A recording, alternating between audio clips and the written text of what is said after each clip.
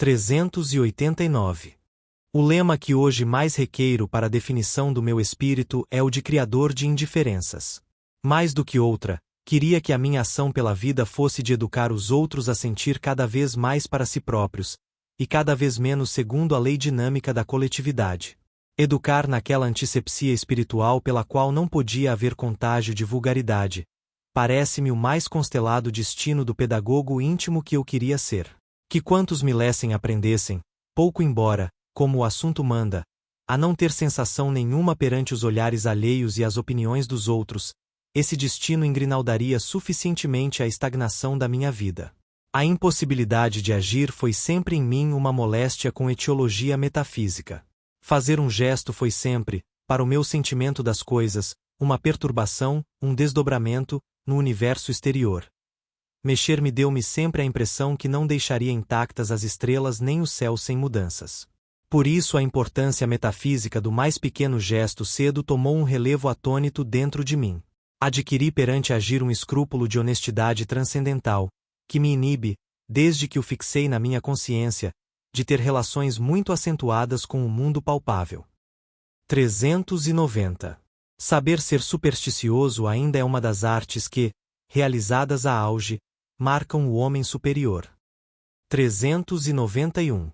Desde que, conforme posso, medito e observo, tenho reparado que em nada os homens sabem a verdade, ou estão de acordo, que seja realmente supremo na vida ou útil ao vivê-la. A ciência mais exata é a matemática, que vive na clausura das suas próprias regras e leis. Serve, sim, por aplicação, elucidar outras ciências, mas elucida o que estas descobrem, não as ajuda a descobrir. Nas outras ciências não é certo e aceite senão o que nada pesa para os fins supremos da vida. A física sabe bem qual é o coeficiente da dilatação do ferro. Não sabe qual é a verdadeira mecânica da constituição do mundo. E quanto mais subimos no que desejaríamos saber, mais descemos no que sabemos. A metafísica, que seria o guia supremo porque é ela e só ela que se dirige aos fins supremos da verdade e da vida. Essa nem é teoria científica, senão somente um monte de tijolos formando, nestas mãos ou naquelas, casas de nenhum feitio que nenhuma argamassa liga. Reparo, também, que entre a vida dos homens e a dos animais não há outra diferença que não há da maneira como se enganam ou a ignoram. Não sabem os animais o que fazem. Nascem, crescem, vivem, morrem sem pensamento, reflexo ou verdadeiramente futuro. Quantos homens, porém, vivem de modo diferente do dos animais? Dormimos todos, e a diferença está só nos sonhos, e no grau e qualidade de sonhar. Talvez a morte nos desperte, mas a isso também não há resposta senão a da fé. Para quem crer é ter, a da esperança. Para quem desejar é possuir, a da caridade. Para quem dar é receber. Chove, nesta tarde fria de inverno triste, como se houvesse chovido, assim monotonamente, desde a primeira página do mundo. Chove, e os meus sentimentos, como se a chuva os vergasse, dobram seu olhar bruto para a terra da cidade, onde corre uma água que nada alimenta, que nada lava, que nada alegra. Chove, e eu sinto subitamente a opressão imensa de ser um animal que não sabe o que é, sonhando o pensamento e a emoção, encolhido, como num tugúrio, numa região espacial do ser, contente de um pequeno calor como de uma verdade eterna. 392. O povo é bom tipo. O povo nunca é humanitário. O que há de mais fundamental na criatura do povo é a atenção estreita aos seus interesses, e a exclusão cuidadosa, praticada tanto quanto possível, dos interesses alheios. Quando o povo perde a tradição, quer dizer que se quebrou o laço social. E quando se quebra o laço social, resulta que se quebra o laço social entre a minoria e o povo. E quando se quebra o laço entre a minoria e o povo, acabam a arte e a verdadeira ciência, cessam as agências principais, de cuja existência a civilização deriva. Existir é renegar. Que sou hoje, vivendo hoje, senão a renegação do que fui ontem, de quem fui ontem. Existir é desmentir-se. Não há nada mais simbólico da vida do que aquelas notícias dos jornais que desmentem hoje o que o próprio jornal disse ontem. Querer é não poder. Quem pôde, quis antes de poder só depois de poder. Quem quer nunca há de poder, porque se perde em querer. Creio que estes princípios são fundamentais. 393. Reles como os fins da vida que vivemos, sem que queiramos nós tais fins. A maioria, se não a totalidade, dos homens vive uma vida reles em todas as suas alegrias, e reles em quase todas as suas dores, salvo naquelas que se fundamentam na morte, porque nessas colabora o mistério. Ouço, coados pela minha desatenção, os ruídos que sobem fluidos e dispersos, como ondas interfluentes ao acaso e de fora como se viessem de outro mundo. Gritos de vendedores, que vendem o natural, como hortaliça, ou o social, como as cautelas. Riscar redondo de rodas, carroças e carros rápidos por saltos, automóveis, mais ouvidos no movimento que no giro. O tal sacudir de qualquer coisa pano a qualquer janela, o assobio do garonto, a gargalhada do andar alto, o gemido metálico do elétrico na outra rua, o que de misturado emerge do transversal. Subidas, baixas, silêncios do variado, trovões tropegos do transporte, alguns passos, princípios, meios e fins de vozes, e tudo isto existe para mim, que durmo pensá-lo, como uma pedra entre erva, em qualquer modo espreitando de fora de lugar. Depois, e ao lado, é de dentro de casa que os sons confluem com os outros. Os passos, os pratos, a vassoura, a cantiga interrompida, meio fado, a véspera na combinação da sacada, a irritação do que falta na mesa, o pedido dos cigarros que ficaram em cima da comoda, tudo isto é a realidade anafrodisíaca que não entra na minha imaginação. Leves os passos da criada ajudante, chinelos que revisiono de trança encarnada e preta, e, se assim os visiono, o som toma qualquer coisa da trança encarnada e preta. Seguros, firmes, os passos de bota do filho de casa que sai e se despede alto, com o bater da porta cortando o eco do logo que vem depois do até. Um sossego, como se o mundo acabasse neste quarto andar alto. Ruído de loiça que vai para se lavar. Correr de água. Então não te disse que. E o silêncio apita do rio. Mas eu modorro, digestivo e imaginador. Tenho tempo, entre sinestesias. E é prodigioso pensar que eu não quereria, se agora perguntassem e eu respondesse, melhor breve vida que estes lentos minutos, esta nulidade do pensamento, da emoção, da ação, quase da mesma sensação, o ocasionato da vontade dispersa.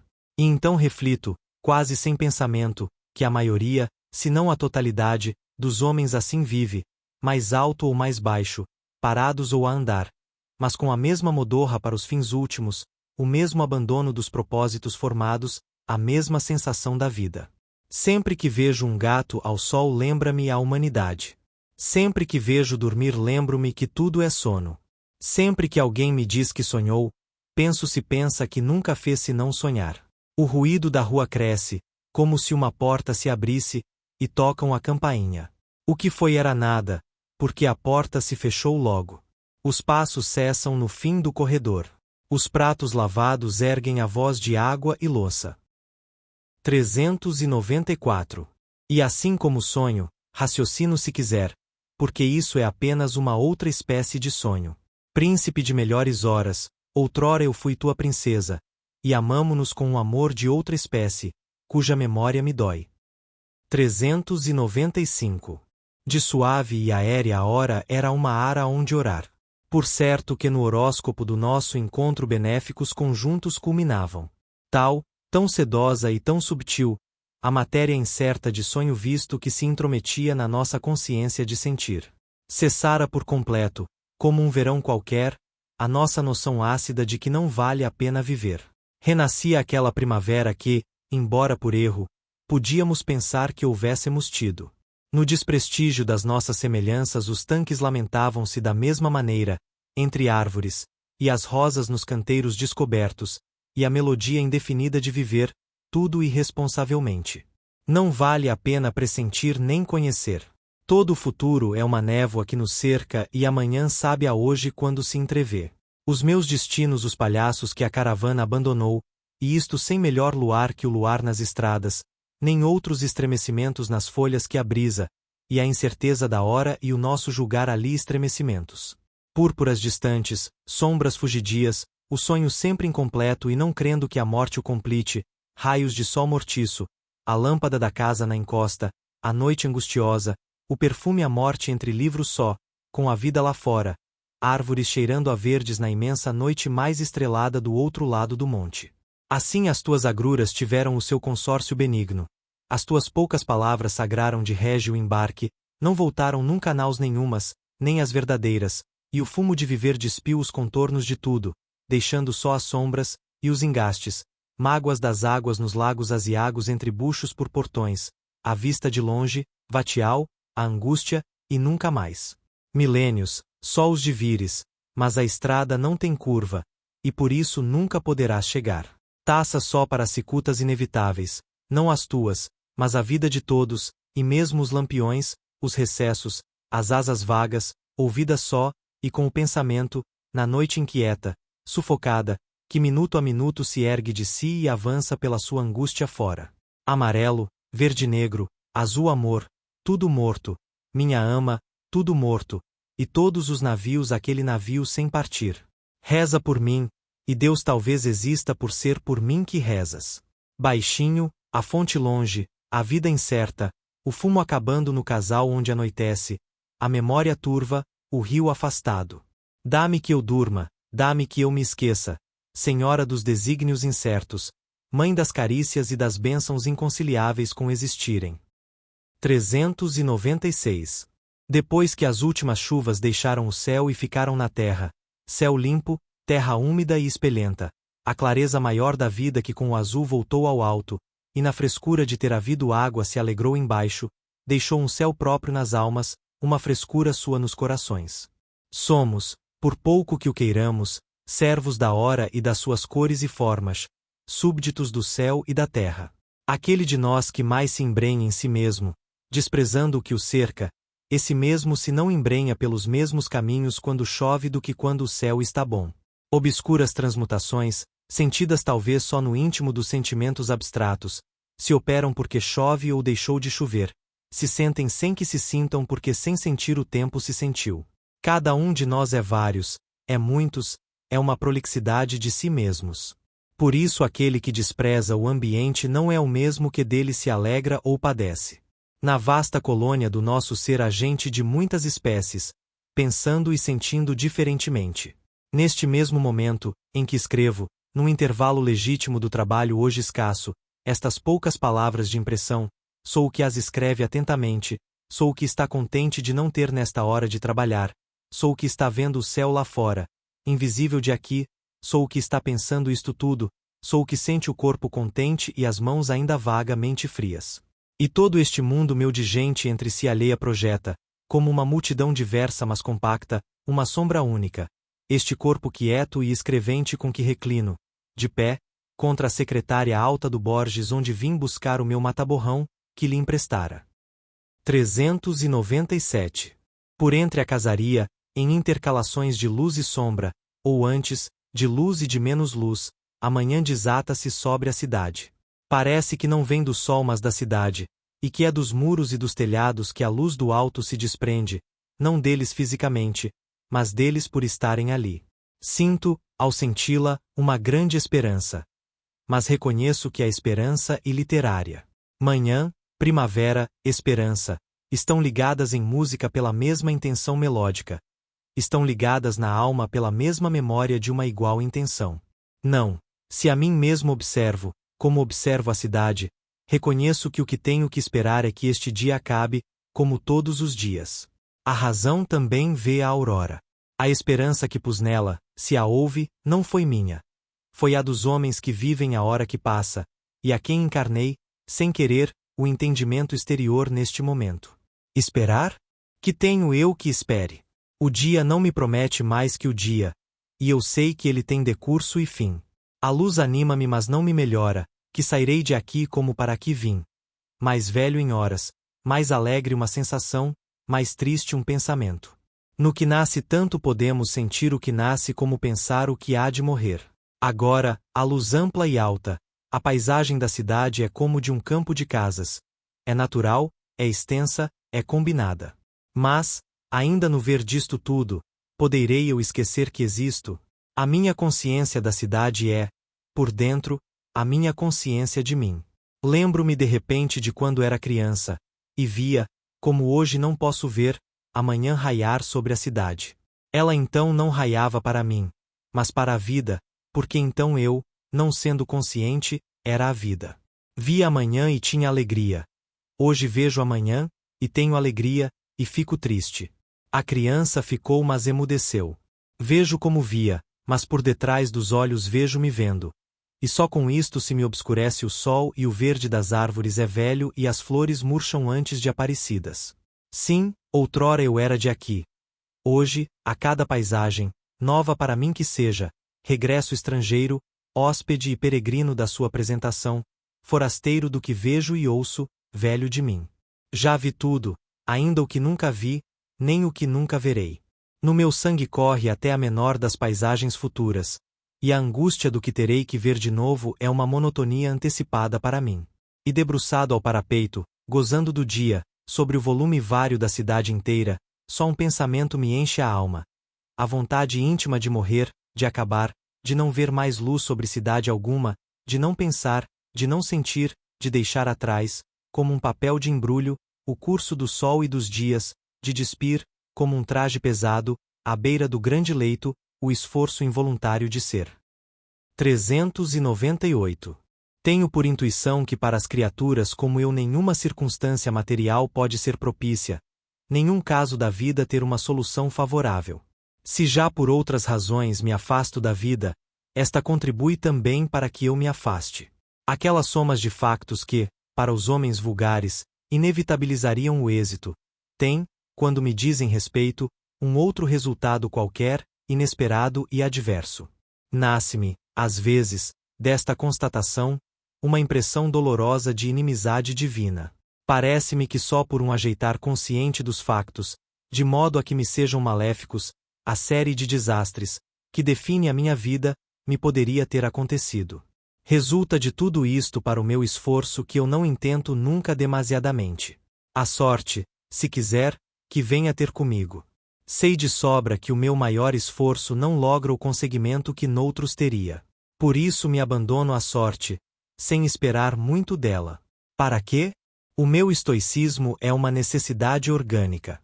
Preciso de me couraçar contra a vida. Como todo o estoicismo não passa de um epicurismo severo, desejo, quanto possível, fazer que a minha desgraça me divirta. Não sei até que ponto consigo. Não sei até que ponto consigo qualquer coisa. Não sei até que ponto qualquer coisa se pode conseguir. Onde um outro venceria, não pelo seu esforço, mas por uma inevitabilidade das coisas, eu nem por essa inevitabilidade, nem por esse esforço, venço ou venceria. Nasci talvez, espiritualmente, num dia curto de inverno. Chegou cedo a noite ao meu ser. Só em frustração e abandono posso realizar a minha vida. No fundo, nada disto é estoico. É só nas palavras que há a nobreza do meu sofrimento. Queixo-me, como uma criada doente. Ralo-me como uma dona de casa. A minha vida é inteiramente fútil e inteiramente triste. 399. Como Diógenes a Alexandre, só pedi à vida que me não tirasse o sol. Tive desejos, mas foi-me negada a razão de tê-los. O que achei, mais valeria tê-lo realmente achado. O sonho tenho construído em passeio frases perfeitas de que depois me não lembro em casa. A poesia inefável dessas frases não sei se será parte do que foram, se parte de não terem nunca sido. Hesito em tudo, muitas vezes sem saber porquê. Que de vezes busco, como linha reta que me é própria, concebendo-a mentalmente como a linha reta ideal, a distância menos curta entre dois pontos. Nunca tive a arte de estar vivo ativamente. Errei sempre os gestos que ninguém erra, o que os outros nasceram para fazer, esforcei-me sempre para não deixar de fazer. Desejei sempre conseguir o que os outros conseguiram quase sem o desejar. Entre mim e a vida houve sempre vidros foscos, não soube deles pela vista, nem pelo tato.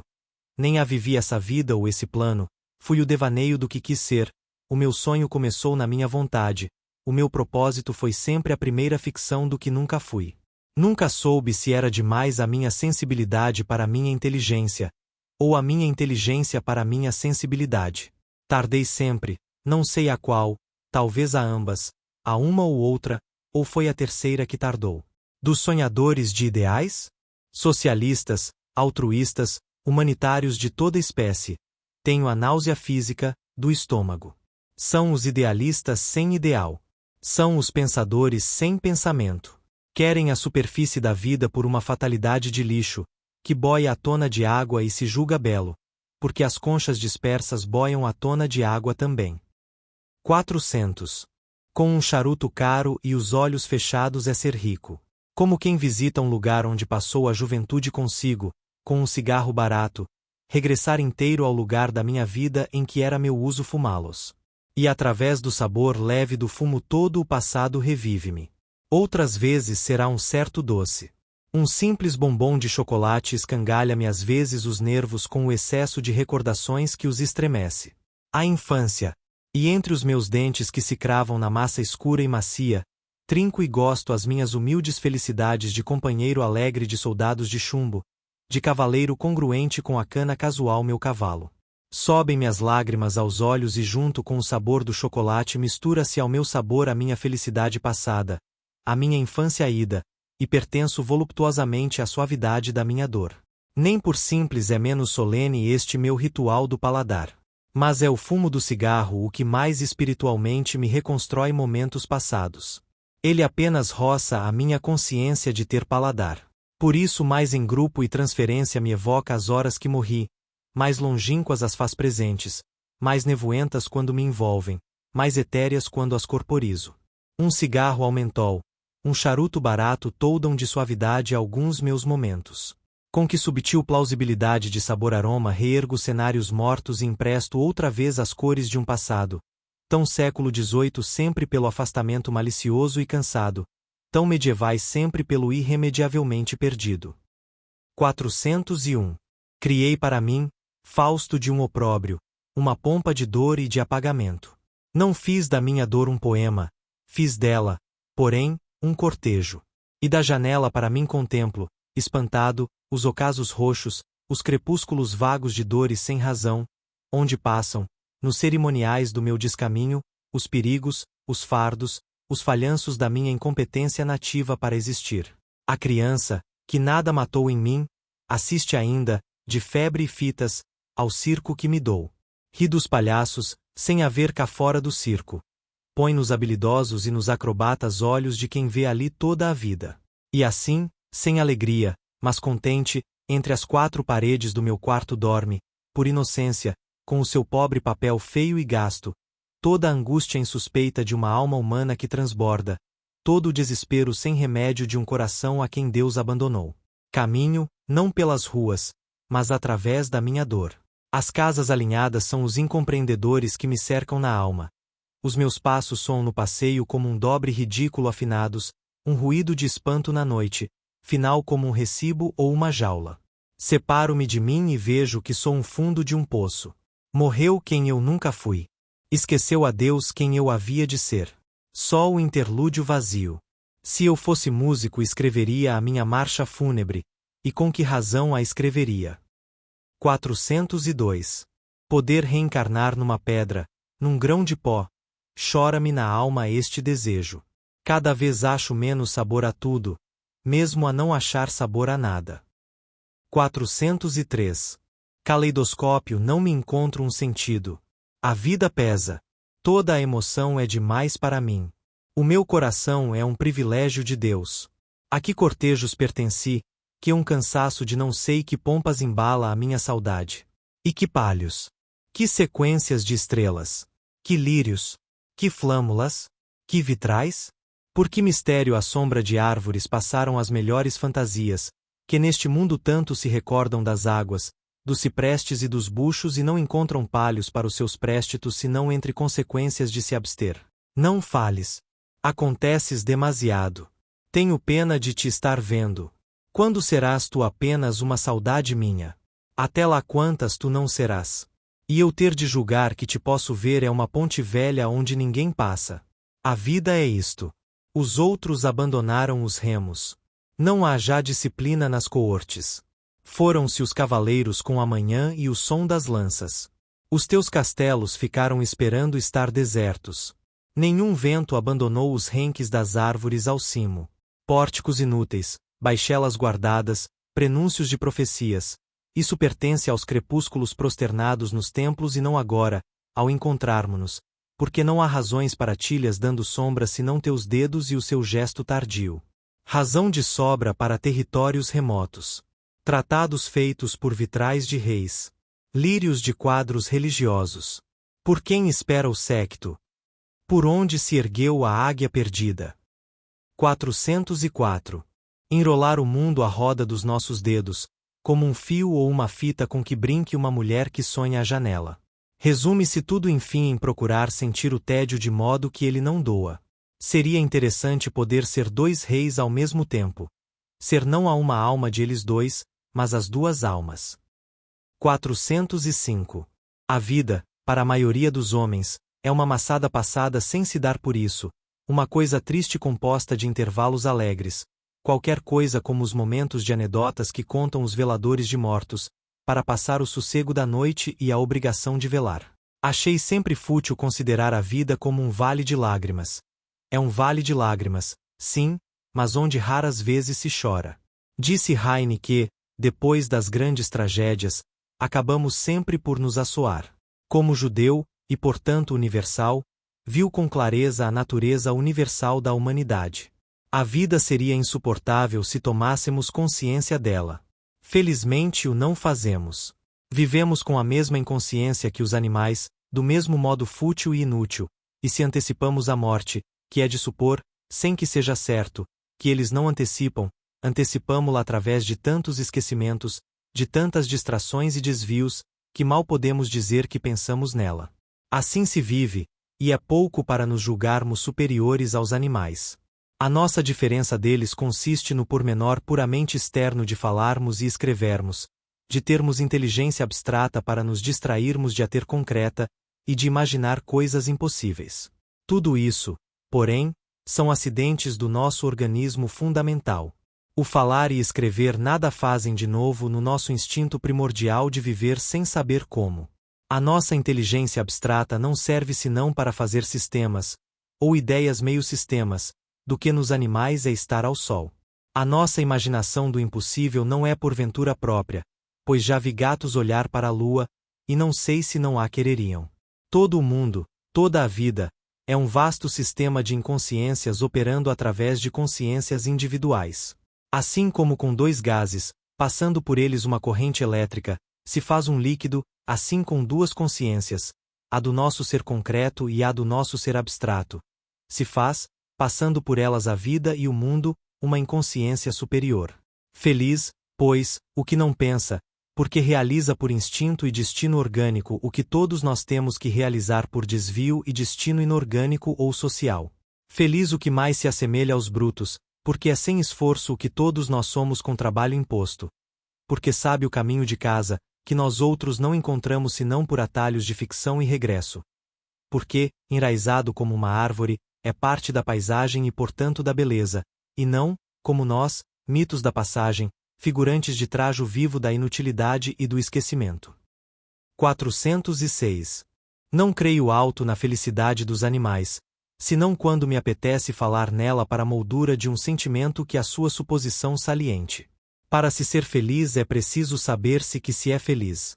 Não há felicidade em dormir sem sonhos, senão somente em se despertar sabendo que se dormiu sem sonhos. A felicidade está fora da felicidade. Não há felicidade senão com conhecimento.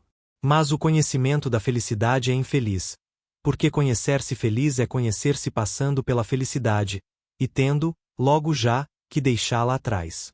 Saber é matar, na felicidade como em tudo. Não saber, porém, é não existir. Só o absoluto de Hegel conseguiu, em páginas, ser duas coisas ao mesmo tempo. O não ser e o ser não se fundem e confundem nas sensações e razões da vida. Excluem-se, por uma síntese às avessas. Que fazer? Isolar o momento como uma coisa e ser feliz agora, no momento em que se sente a felicidade, sem pensar senão no que se sente, excluindo mais, excluindo tudo. Enjaular o pensamento na sensação, é esta a minha crença, esta tarde. Amanhã de manhã não será esta, porque amanhã de manhã serei já outro. Que crente serei amanhã? Não sei, porque era preciso estar já lá para o saber. Nem o Deus eterno em que hoje creio o saberá amanhã nem hoje, porque hoje sou eu e amanhã ele talvez já não tenha nunca existido. 407. Deus criou-me para criança, e deixou-me sempre criança. Mas por que deixou que a vida me batesse e me tirasse os brinquedos, e me deixasse só no recreio, amarrotando com mãos tão fracas o bibe azul sujo de lágrimas compridas? Se eu não poderia viver senão acarinhado, por que deitaram fora o meu carinho?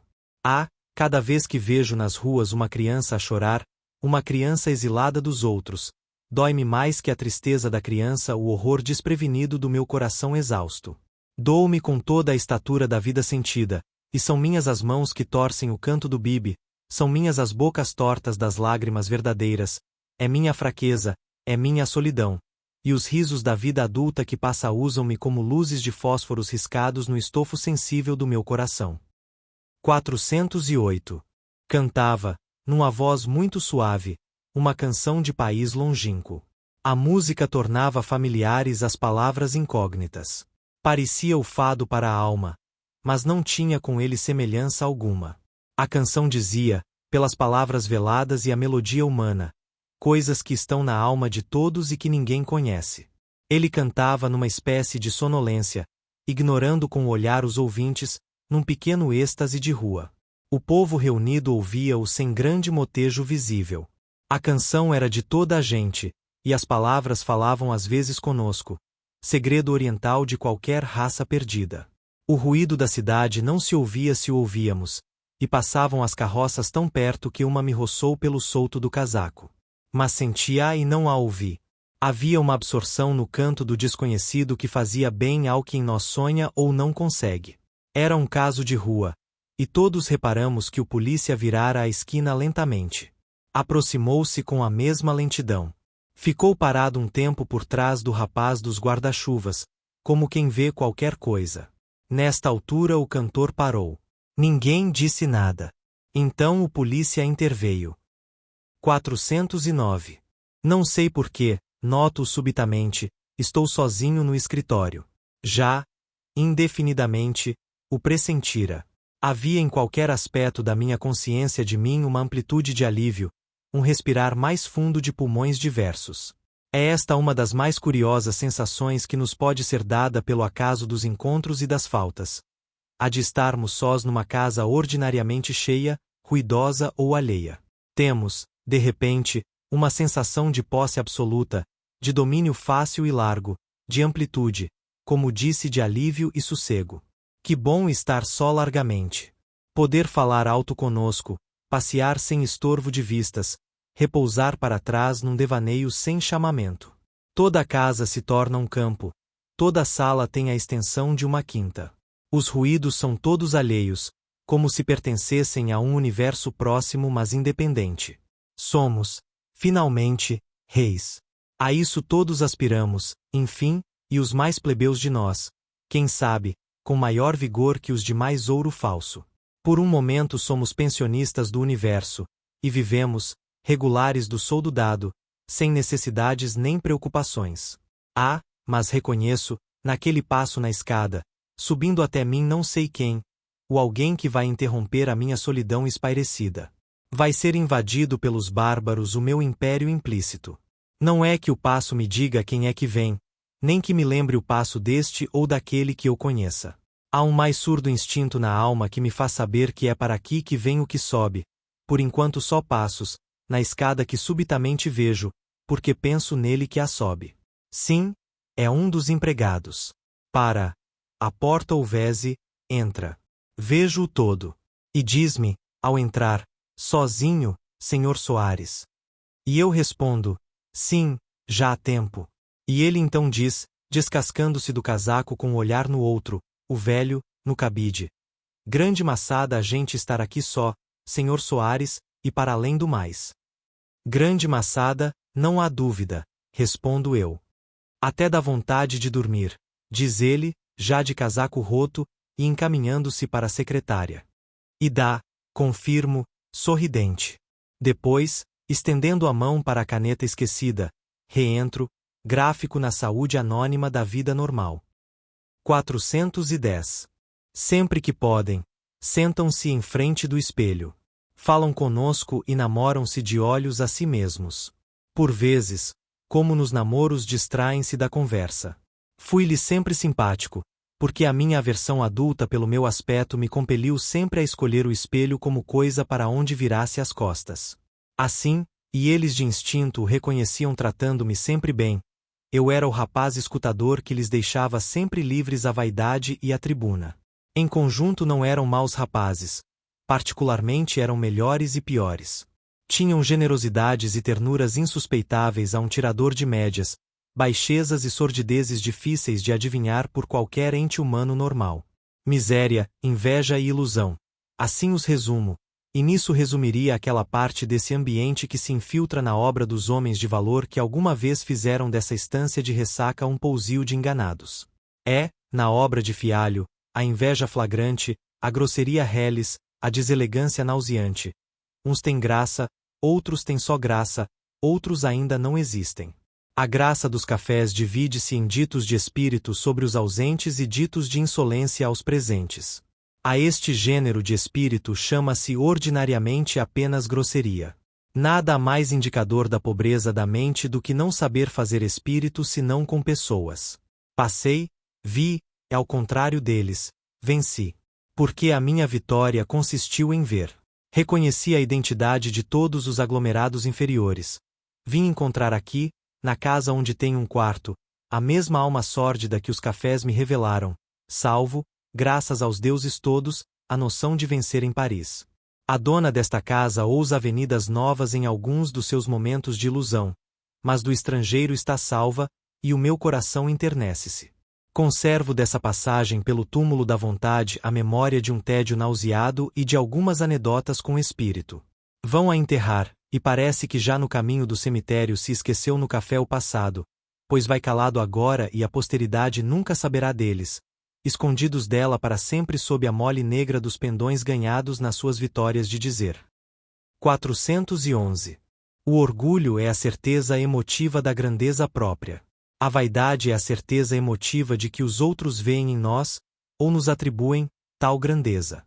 Os dois sentimentos nem necessariamente se conjugam, nem por natureza se opõem. São diferentes, porém conjugáveis.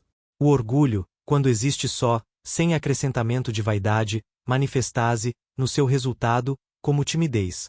Quem se sente grande, porém não confia em que os outros o reconheçam por tal, receia confrontar a opinião que tem de si mesmo com a opinião que os outros possam ter dele. A vaidade, quando existe só, sem acrescentamento de orgulho, o que é possível porém raro, manifesta-se, no seu resultado, pela audácia. Quem tem a certeza de que os outros veem nele valor nada receia deles.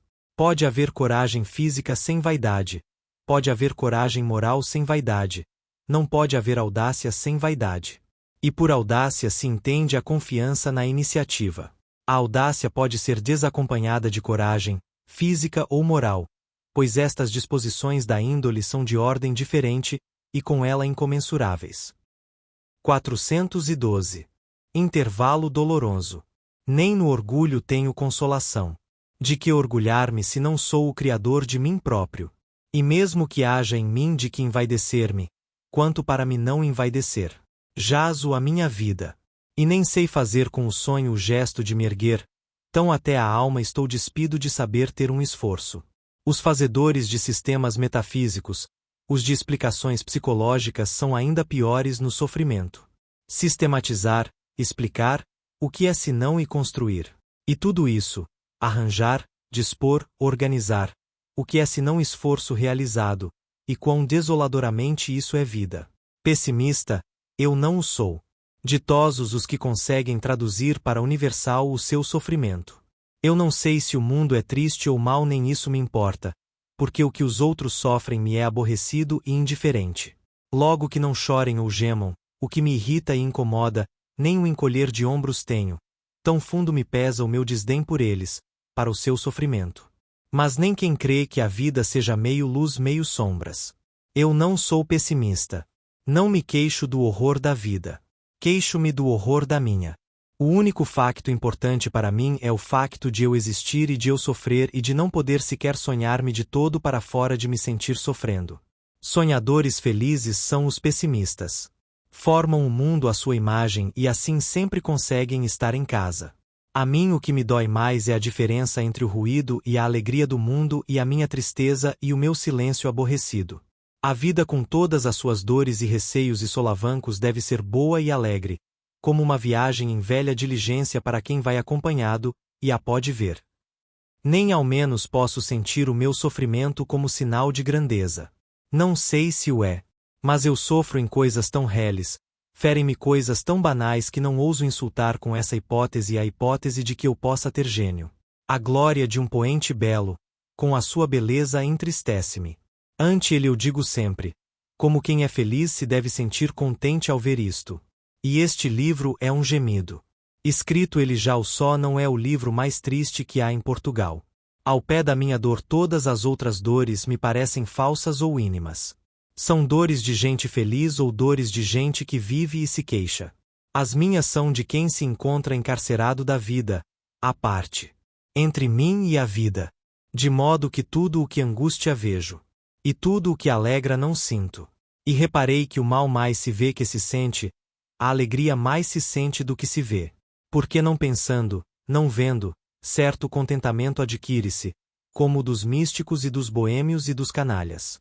Mas tudo afinal entra em casa pela janela da observação e pela porta do pensamento. 413. Viver do sonho e para o sonho, desmanchando o universo e recompondo-o, distraidamente confere mais apego ao nosso momento de sonhar. Fazer isto consciente, muito conscientemente, da inutilidade e de o fazer. Ignorar a vida com todo o corpo, perder-se da realidade com todos os sentidos, abdicar do amor com toda a alma. Encher de areia vão os cântaros da nossa ida à fonte e despejá-los para os tornar a encher e despejar, futilissimamente. Tecer grinaldas para, logo que acabadas, as desmanchar totalmente e minuciosamente. Pegar em tintas e misturá-las na paleta sem tela ante nós onde pintar. Mandar vir pedra para burilar sem ter buril nem ser escultor. Fazer de tudo um absurdo e requintar para fúteis todas as nossas estéreis horas. Jogar às escondidas com a nossa consciência de viver.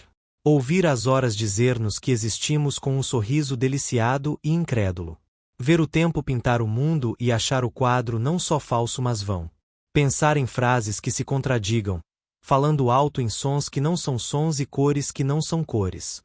Dizer, e compreendê-lo, o que é aliás impossível, que temos consciência de não ter consciência, e que não somos o que somos. Explicar isto tudo por um sentido oculto e paradoxo que as coisas tenham no seu aspecto outro lado e divino, e não acreditar demasiado na explicação para que não hajamos de a abandonar. Esculpir em silêncio nulo todos os nossos sonhos de falar. Estagnar em torpor todos os nossos pensamentos de ação. E sobre tudo isto, como um céu uno e azul, o horror de viver paira alheadamente. 414. Mas as paisagens sonhadas são apenas fumos de paisagens conhecidas e o tédio de a sonhar também é quase tão grande como o tédio de olharmos para o mundo. 415. As figuras imaginárias têm mais relevo e verdade que as reais. O meu mundo imaginário foi sempre o único mundo verdadeiro para mim. Nunca tive amores tão reais, tão cheios de verve, de sangue e de vida como os que tive com figuras que eu próprio criei. Que leais! Tenho saudades deles porque, como os outros, passam. 416. Às vezes, nos meus diálogos comigo, nas tardes requintadas da imaginação, em colóquios cansados em crepúsculos de salões supostos, pergunto-me, naqueles intervalos da conversa em que fico a sós com um interlocutor mais eu do que os outros, por que razão verdadeira não haverá a nossa época científica estendido a sua vontade de compreender até os assuntos que são artificiais? E uma das perguntas em que com mais languidez me demoro é a por que se não faz, a par da psicologia usual das criaturas humanas e subhumanas, uma psicologia também, que a deve haver, das figuras artificiais e das criaturas cuja existência se passa apenas nos tapetes e nos quadros. Triste noção tem da realidade quem a limita ao orgânico, e não põe a ideia de uma alma dentro das estatuetas e dos lavores. Onde há forma há alma. Não são uma ociosidade estas minhas considerações comigo, mas uma elucubração científica como qualquer outra que o seja. Por isso, antes de e sem ter uma resposta, Suponho o possível atual e entrego-me, em análises interiores, a visão imaginada de aspectos possíveis deste Ecclesia Eratum realizado. Mal nisso penso, logo dentro da visão do meu espírito surgem cientistas curvados sobre estampas, sabendo bem que elas são vidas. Microscopistas da tessitura surgem dos tapetes.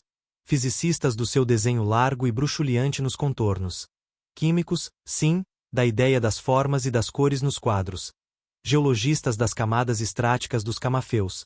Psicólogos, enfim, e isto mais importa, que uma a uma notam e congregam as sensações que deve sentir uma estatueta, as ideias que devem passar pelo psiquismo estreito de uma figura de quadro ou de vitral, os impulsos loucos, as paixões sem freio, as compaixões e ódios ocasionais e que tem nesses universos especiais de fixidezes e morte nos gestos eternos dos baixos relevos, nos universos mortos dos figurantes das telas. Mais do que outras artes, são a literatura e a música propícias às subtilezas de um psicólogo. As figuras de romance são, como todos sabem, tão reais como qualquer de nós. Certos aspectos de sons têm uma alma alada e rápida, mas suscetíveis de psicologia e sociologia. Porque, bom é que os ignorantes o saibam, as sociedades existem dentro das cores, dos sons, das frases, e há regimes e revoluções, reinados, políticas, caos em absoluto e sem metafísica. No conjunto instrumental das sinfonias, no todo organizado das novelas, nos metros quadrados de um quadro complexo, onde gozam, sofrem, e misturam as atitudes coloridas de guerreiros, de amorosos ou de simbólicos. Quando se quebra uma chávena da minha coleção japonesa, eu sonho que mais do que um descuido das mãos de uma criada tenha sido a causa, ou tenham estado os anseios das figuras que habitam as curvas daquela de louça. A resolução tenebrosa de suicídio que as tomou não me causa espanto. Serviram-se da criada, como um de nós de um revólver. Saber isto é estar além da ciência moderna, e com que precisão eu sei isto. 417. Não conheço prazer como o dos livros, e pouco leio. Os livros são apresentações aos sonhos, e não precisa de apresentações quem, com a facilidade da vida, entre em conversa com eles. Nunca pude ler um livro com entrega a ele. Sempre, a cada passo, o comentário da inteligência ou da imaginação me estorvou a sequência da própria narrativa. No fim de minutos, quem escrevia, era eu, e o que estava escrito não estava em parte alguma. As minhas leituras prediletas são a repetição de livros banais que dormem comigo à minha cabeceira. Há dois que me não deixam nunca: a retórica do Padre Figueiredo e as reflexões sobre a língua portuguesa, do Padre Freire. Estes livros, releio-os sempre a bem. E, se é certo que já os li todos muitas vezes, também é certo que a nenhum deles li em sequência. Devo a esses livros uma disciplina que quase creio impossível em mim, uma regra de escrever objetivado, uma lei da razão de as coisas estarem escritas. O estilo afetado, claustral, fruste, do Padre Figueiredo é uma disciplina que faz as delícias do meu entendimento. A difusão, quase sempre sem disciplina, do Padre Freire, entretém o meu espírito sem o cansar, e educa-me sem me dar preocupação. São espíritos de eruditos e de sossegados que fazem bem a minha nenhuma disposição para ser como eles, ou como qualquer outra pessoa. Leio e abandono-me, não à leitura, mas a mim. Leio e adormeço, e é como entre sonhos que sigo a descrição das figuras de retórica do Padre Figueiredo, e por bosques de maravilha que ouço o Padre Freire ensinar que se deve dizer Madalena, pois Madalena só o diz o vulgo. 418.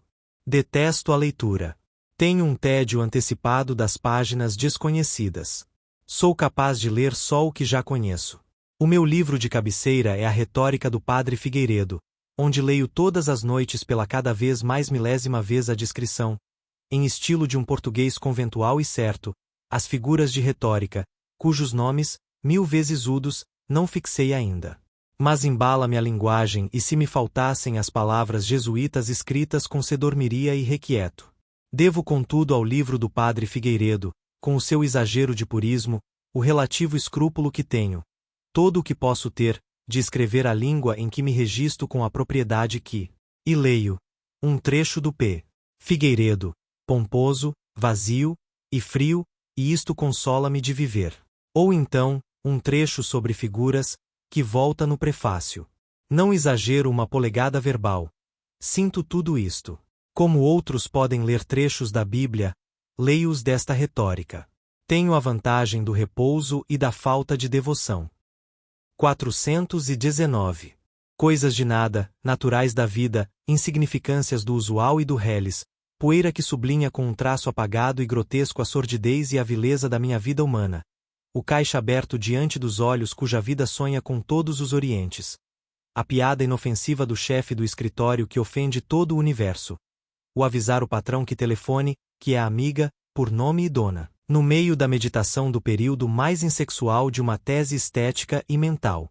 Depois os amigos, bons rapazes, tão agradável estar falando com eles, almoçar com eles, jantar com eles, e tudo, não sei como, tão sórdido, tão reles, tão pequeno, sempre no armazém de fazendas ainda que na rua, sempre diante do livro caixa ainda que no estrangeiro, sempre com o patrão ainda que no infinito. Todos têm um chefe de escritório com a piada sempre inoportuna e a alma fora do universo no seu conjunto. Todos têm o patrão e a amiga do patrão, e a chamada ao telefone no momento sempre impróprio em que a tarde admirável desce e as amantes inventam desculpas, ou antes arriscam falar contra o amigo que está tomando chá chique, como os outros sabemos. Mas todos os que sonham, ainda que não sonhem em escritórios da Baixa, nem diante de uma escrita do armazém de fazendas, todos têm um caixa diante de si, seja a mulher com quem casaram, seja a administração de um futuro que lhes vem por herança, seja o que for, logo que positivamente seja. Todos nós, que sonhamos e pensamos, somos ajudantes de guarda-livros num armazém de fazendas, ou de outra qualquer fazenda, numa baixa qualquer. Escrituramos e perdemos, somamos e passamos, fechamos o balanço e o saldo invisível é sempre contra nós. Escrevo sorrindo com as palavras, mas o meu coração está como se pudesse partir como as coisas que se quebram, em fragmentos, em cacos, em lixo, que o caixote leva num gesto de por cima dos ombros para o carro eterno de todas as câmaras municipais. E tudo espera, aberto e decorado, o rei que virá, e já chega, que a poeira do cortejo é uma nova névoa no oriente lento, e as lanças luzem já na distância com uma madrugada sua. 420 Marcha fúnebre. Figuras hieráticas, de hierarquias ignoras, se alinham nos corredores a esperar-te, pajens de doçura loura, jovens de cintilares dispersos de lâminas nuas, em reflexos irregulares de capacetes e adornos altos, em vislumbres sombrios de ouro fosco e sedas. Tudo quanto a imaginação adoece, o que de fúnebre dói nas pompas e cansa nas vitórias, o misticismo do nada, a ascese da absoluta negação. Não os 7 palmos de terra fria que se fecham sobre os olhos fechados sob o sol quente e ao lado da erva verde, mas a morte que excede a nossa vida e é uma vida ela mesma, uma morta presença em algum Deus, o ignoto Deus da religião dos meus deuses. O Ganges passa também pela Rua dos Douradores. Todas as épocas estão neste quarto estreito, a mistura a sucessão multicolor das maneiras, as distâncias dos povos, e a vasta variedade das nações. E ali, em êxtase, numa só rua, sei esperar a morte entre gládios e ameias. 421 A viagem na cabeça. Do meu quarto andar sobre o infinito, no plausível íntimo da tarde que acontece, a janela para o começo das estrelas, meus sonhos vão por acordo de ritmo com a distância exposta para as viagens aos países incógnitos, ou supostos, ou somente impossíveis. 422 Surge dos lados do oriente a luz loura do luar de ouro. O rastro que faz no rio largo abre serpentes no mar. 423 São cetins prolixos, púrpuras perplexas e os impérios seguiram o seu rumo de morte entre embandeiramentos exóticos de ruas largas e luxúrias de dosséis sobre paragens. Palhos passaram. Havia ruas foscas ou limpas nos decursos das procissões. Faiscavam frio as armas levadas nas dolorosas lentidões das inúteis marchas. Esquecidos os jardins nos subúrbios e as águas nos repuxos mera continuação do deixado, caindo risos longínquos entre lembranças de luzes, não que as estátuas nas alhas falassem, nem que se perdessem, entre amarelos em sequência, os tons do outono orlando túmulos. As alabardas esquinas para épocas pomposas, verde-negro, roxo velho e granada o tom das roupagens. Praças desertas no meio das esquivanças, e nunca mais por entre canteiros onde se passa passearão as sombras que deixaram os contornos dos aquedutos. Tanto os tambores atroaram a trêmula hora. 424. Todos os dias acontecem no mundo coisas que não são explicáveis pelas leis que conhecemos das coisas. Todos os dias, faladas nos momentos, esquecem, e o mesmo mistério que as trouxe as leva, convertendo-se o segredo em esquecimento. Tal é a lei do que tem que ser esquecido porque não pode ser explicado. A luz do sol continua a regular o mundo visível. O alheio espreita-nos da sombra. 425. O próprio sonho me castiga. Adquiri nele tal lucidez que vejo como real cada coisa que sonho. Era perda, portanto, tudo quanto a valorizava como sonhada. Sonho-me famoso? Sinto todo o despimento que há na glória, toda a perda da intimidade e do anonimato com que ela é dolorosa para conosco. 426. Considerar a nossa maior angústia como um incidente sem importância, não só na vida do universo, mas na da nossa mesma alma, é o princípio da sabedoria. Considerar isto em pleno meio dessa angústia é a sabedoria inteira. No momento em que sofremos, parece que a dor humana é infinita. Mas nem a dor humana é infinita, pois nada há humano de infinito, nem a nossa dor vale mais que ser uma dor que nós temos. Quantas vezes, sob o peso de um tédio que parece ser loucura, ou de uma angústia que parece passar além dela, paro, hesitante, antes que me revolte, hesito, parando, antes que me divinize. Dor de não saber o que é o mistério do mundo, dor de nos não amarem, dor de serem injustos conosco, dor de pesar a vida sobre nós, sufocando e prendendo, dor de dentes, dor de sapatos apertados. Quem pode dizer qual é maior em si mesmo, quanto mais nos outros, ou na generalidade dos que existem? Para alguns que me falam e me ouvem, sou um insensível. Sou, porém, mais sensível, creio, que a vasta maioria dos homens. O que sou, contudo, é um sensível que se conhece, e que, portanto, conhece a sensibilidade. Não é verdade que a vida seja dolorosa, ou que seja doloroso pensar na vida. O que é verdade é que a nossa dor só é séria e grave quando a fingimos tal. Se formos naturais, ela passará assim como veio, esbater-se-á assim como cresceu. Tudo é nada, e a nossa dor nele. Escrevo isto sob a opressão de um tédio que parece não caber em mim, ou precisar de mais que da minha alma para ter onde estar. De uma opressão de todos e de tudo que me estrangula e desvaira.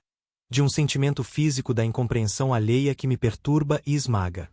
Mas ergo a cabeça para o céu azul alheio, exponho a face ao vento inconscientemente fresco, baixo as pálpebras depois de ter visto, esqueço a face depois de ter sentido. Não fico melhor, mas fico diferente. Ver-me liberta-me de mim. Quase sorrio, não porque me compreenda, mas porque, tendo-me tornado outro, me deixei de poder compreender. No alto do céu, como um nada visível, uma nuvem pequeníssima é um esquecimento branco do universo inteiro.